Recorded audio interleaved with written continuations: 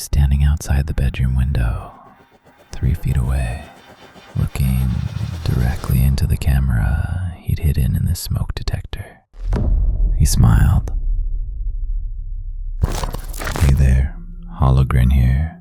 You know what's worse than finding a dead cockroach in your vacation rental? Finding a live camera." A 2024 survey found that more than 1 in 10 Airbnb guests reported finding a hidden recording device during their stay. More than 1 in 10. Tonight, one cabin, one couple, and the discovery that turned a weekend getaway into something they still haven't recovered from because the cameras were still running. Let's descend. Lisa found the listing on a Thursday evening. We've been talking about a weekend away since the fall. Nothing elaborate, just 2 nights somewhere quiet, somewhere without city noise, without notifications, without the particular exhaustion of being available all the time. Lisa works in healthcare administration. I'm in project management. Between us, we have approximately 0 hobbies that don't involve screens. The cabin was her idea of a cure. It was listed as a secluded retreat, 2 hours north of Albany, upstate New York. The photos were the kind that feel almost too good. Morning light through pine trees, a stone fireplace, a wraparound deck overlooking a frozen lake. 47 reviews, all 5 stars. Host listed as Michael. Response rate 100%. Response time within the hour. We booked it that night. The drive up was easy. February, so the roads were clear. That particular February cold that makes the air sharp and the sky a specific shade of dark blue by 4 in the afternoon. We arrived around 6, just as the last light was leaving the tree line. The cabin was exactly what the photos promised. New wood, recently stained. A welcome note on the kitchen counter from Michael. Handwritten, heavy cardstock. The kind of stationery that signals effort. A bottle of wine. Firewood stacked by the fireplace. The only thing I noticed, and I mean barely noticed, the way you register something without filing it, was the smell. Pine cleaner on every surface, which was expected, but underneath it, something else. The closed-in mineral smell of a space that doesn't get enough air. I didn't think about it. I remember standing in the living room and thinking how quiet it was. Not the city quiet of 3 a.m., where there's still a hum underneath everything. This was different, total. The kind of silence that makes you realize how rarely you actually encounter it.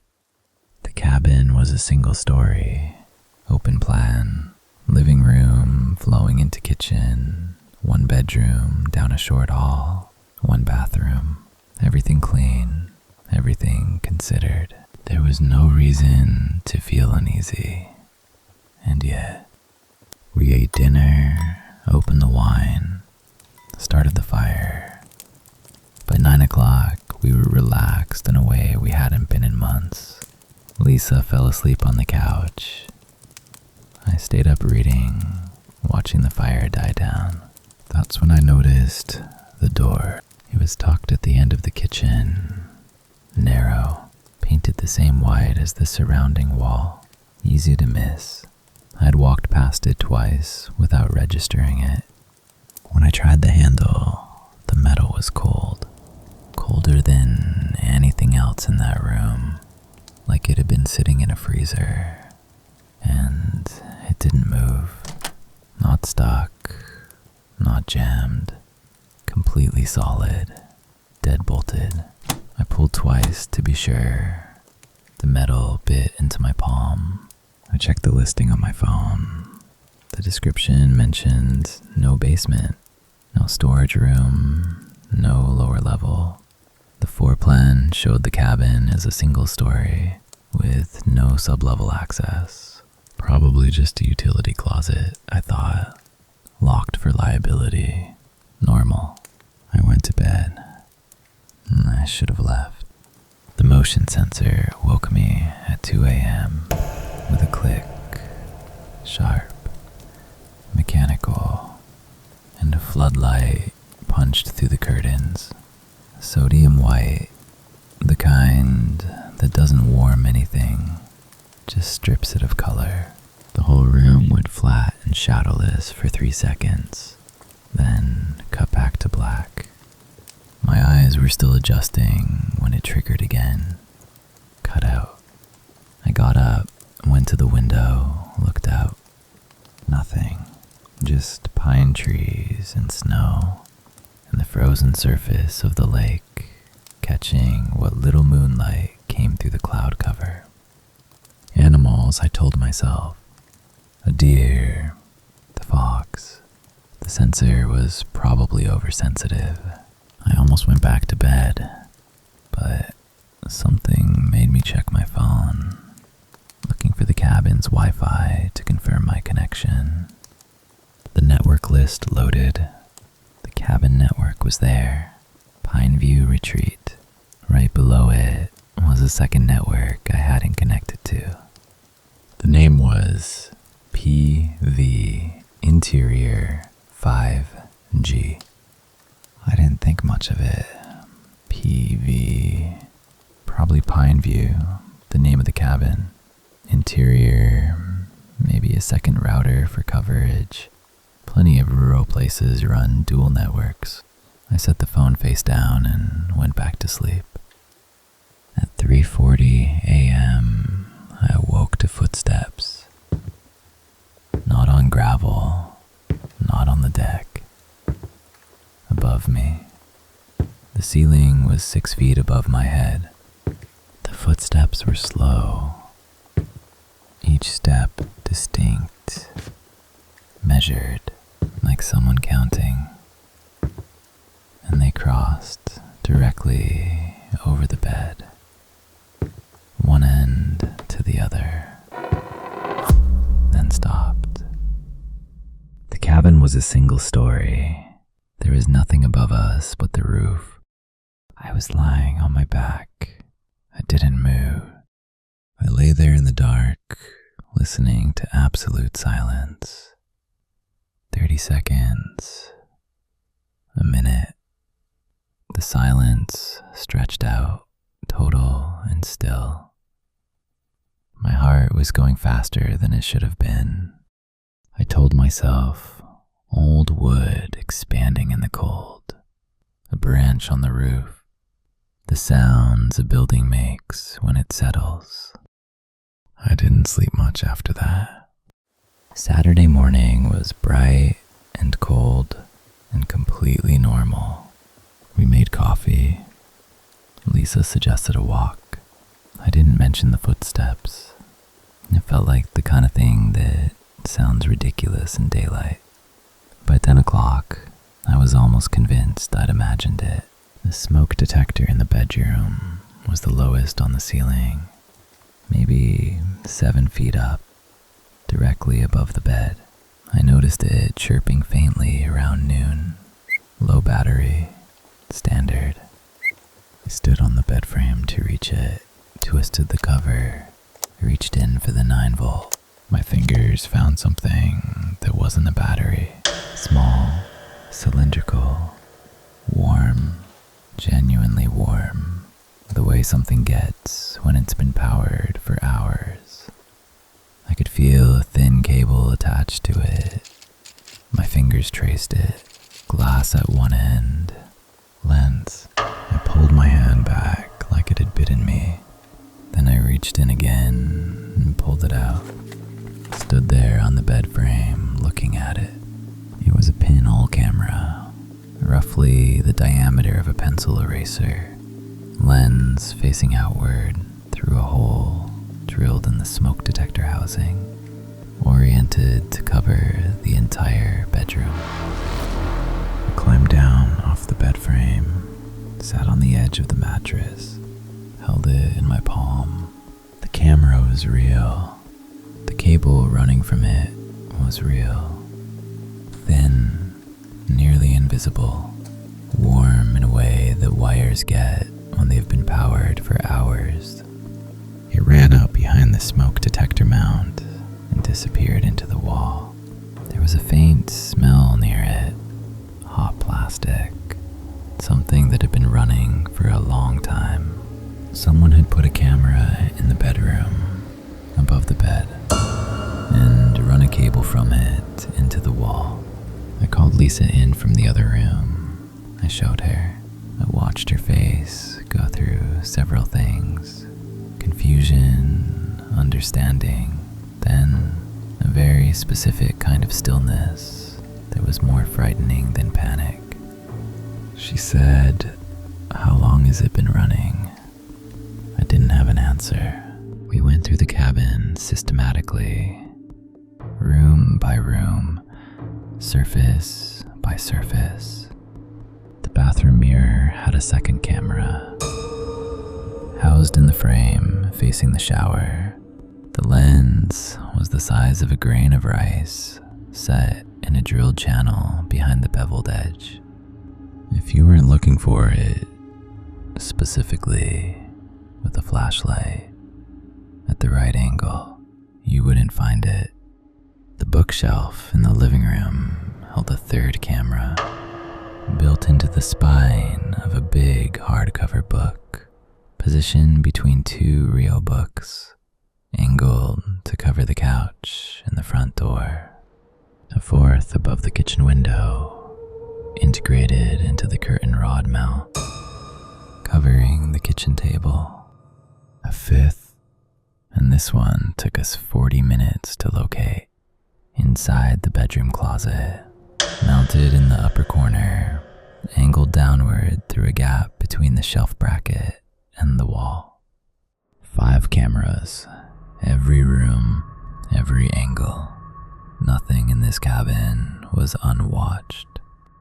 Lisa messaged the host through the app. Her hands were shaking, but she kept it short. We found cameras. In the bedroom, in the bathroom. What is this? Michael responded in 4 minutes. Those are interior security cameras, disclosed in a listing for guest safety. We went back to the listing, read every word of it. There was no disclosure, no mention of interior cameras anywhere in the property description, house rules, or safety section. Lisa typed back, "That's not in the listing, not anywhere. Interior cameras are illegal. We're leaving now." We started packing. I took Lisa's bag out to the car. The cold hit me immediately. That dry, breathless February cold, where the air feels thinner than it should.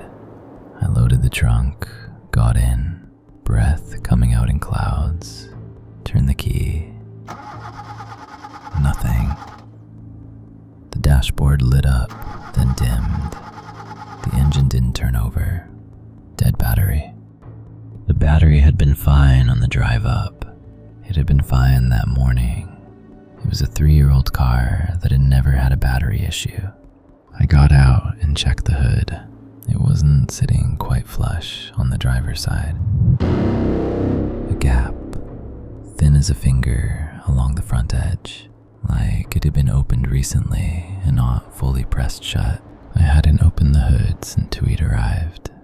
I sat in the driver's seat, looking at the dead dashboard, and something shifted in my understanding of the situation.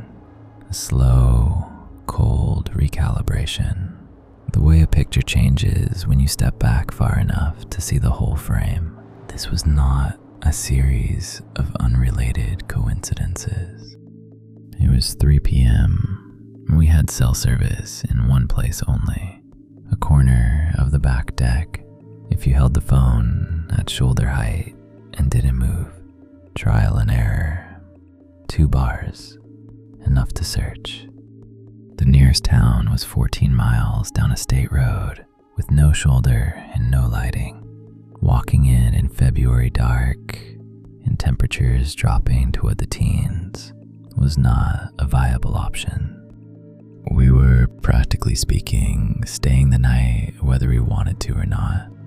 Lisa called Airbnb support from the deck, standing in the cold with the phone at arm's length.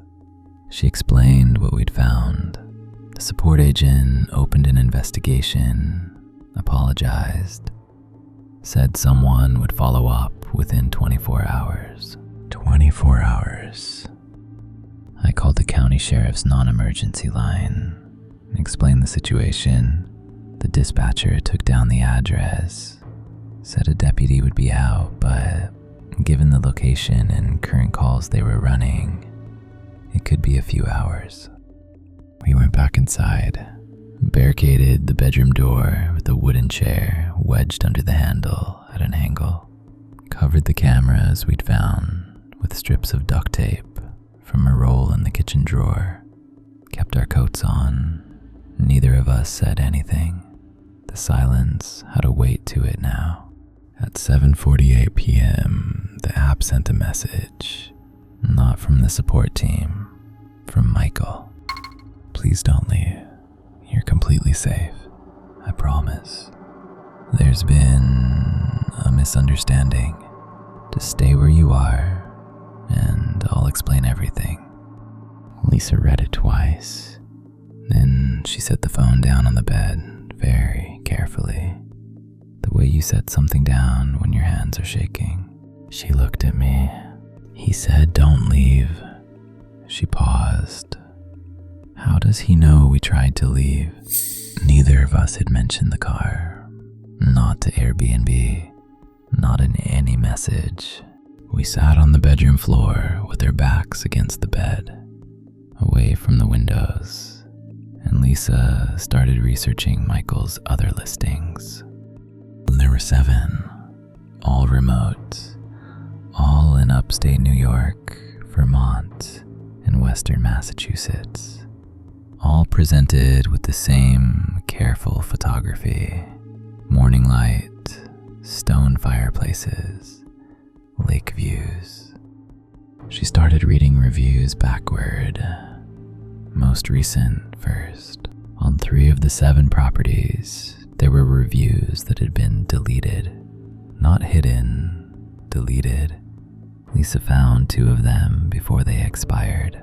One said, "Beautiful property, left early, felt like I was being watched the entire time.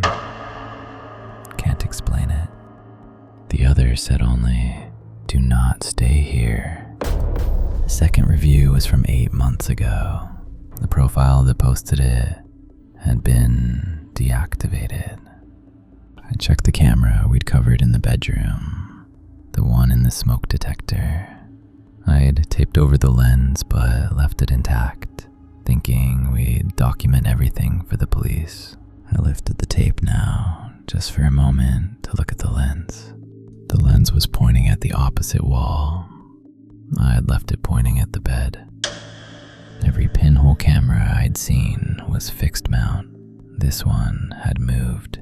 The realization arrived slowly, the way the worst ones do. Not all at once, but in increments. Each one worse than the last. These weren't passive recording devices. They were networked. They were motorized. And that second Wi-Fi network, PV Interior, wasn't the neighbor's router. PV, Pineview, Interior. It was a camera network, and somebody on the other end of it was controlling them. The feed was still live, and the lens had moved, pointing directly at the bedroom window. In real time, right now, watching us realize what was happening.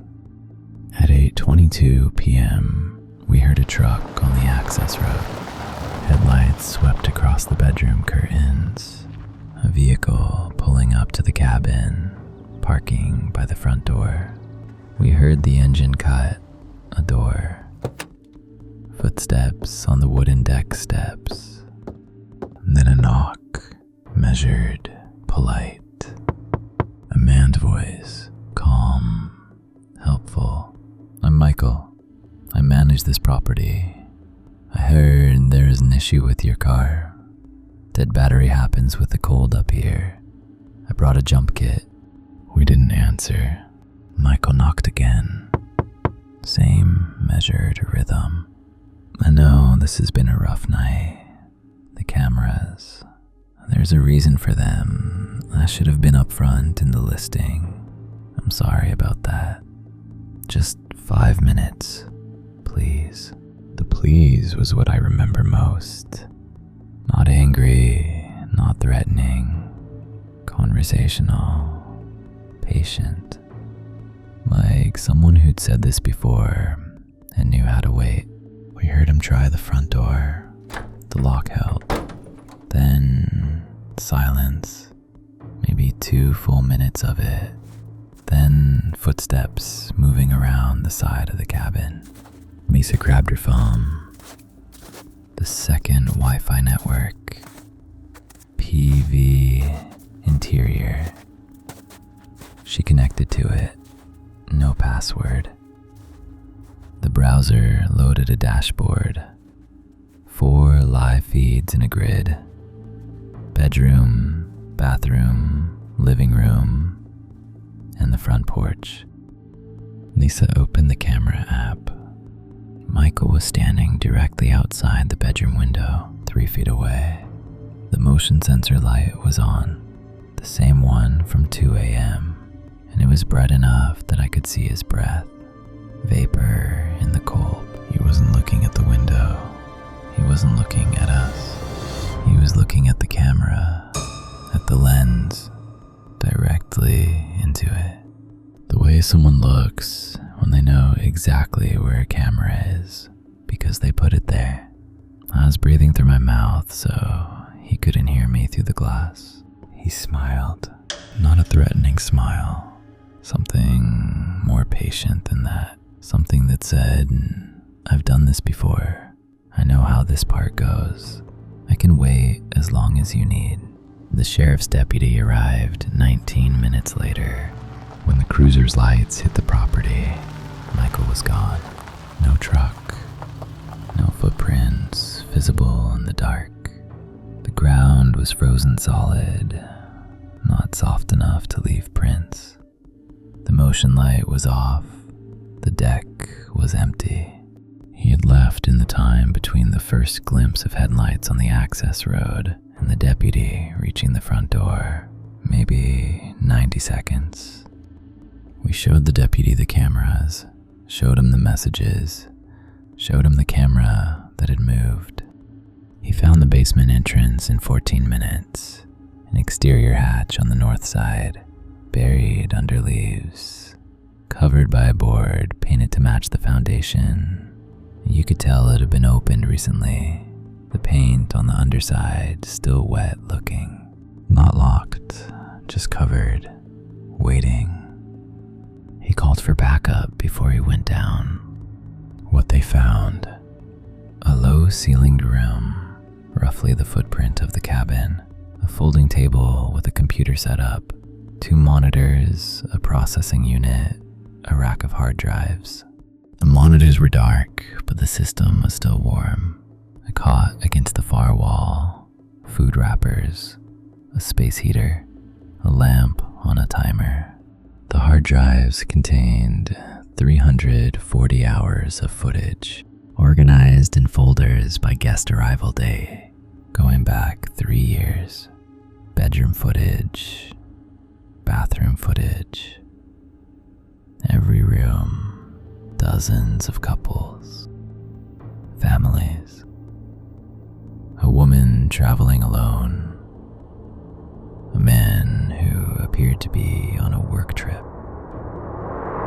All of them recorded without their knowledge.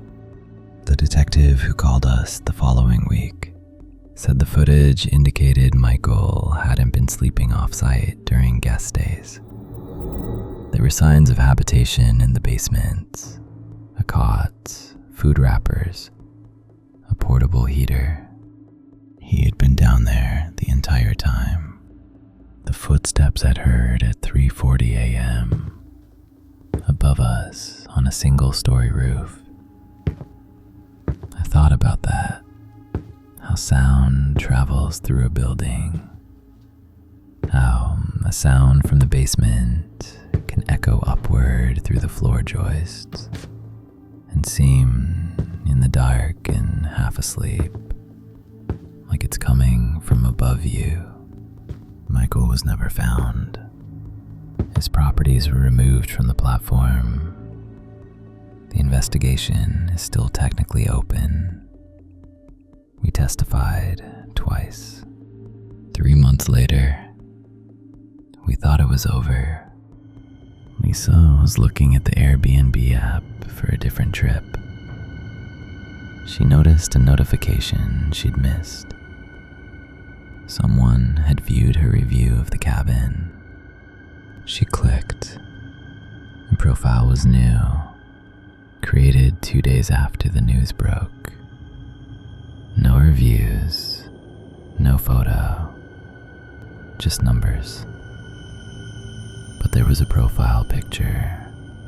Lisa enlarged it. Blurry.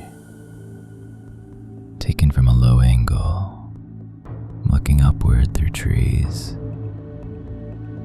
You could make out a deck, a stone fireplace through a window, morning light on pine trees. It was our cabin. Cameras were found. The footage was seized. The host was not. As of 2024, Airbnb prohibits all indoor cameras and listings. No exceptions, even if disclosed or turned off. Hidden cameras have always been banned. They're also illegal in private spaces in most US jurisdictions. Hidden camera detector apps exist. They're not foolproof, but they find what the naked eye misses. So here's what you do when you walk into a rental you've never been inside before. Check the smoke detectors, the mirror frames, the curtain rod mounts, the bookshelves, anything that looks like it was positioned, not just placed. Check the Wi-Fi network list. If there's a second network you weren't told about, ask why it exists. Look for cables that disappear into walls that don't need cables. Check the closet corners. Run your flashlight along every shelf bracket, not because you expect to find something, because they didn't expect to find it the first time either. Until next time, this is Hologrin. Check the smoke detector before you sleep.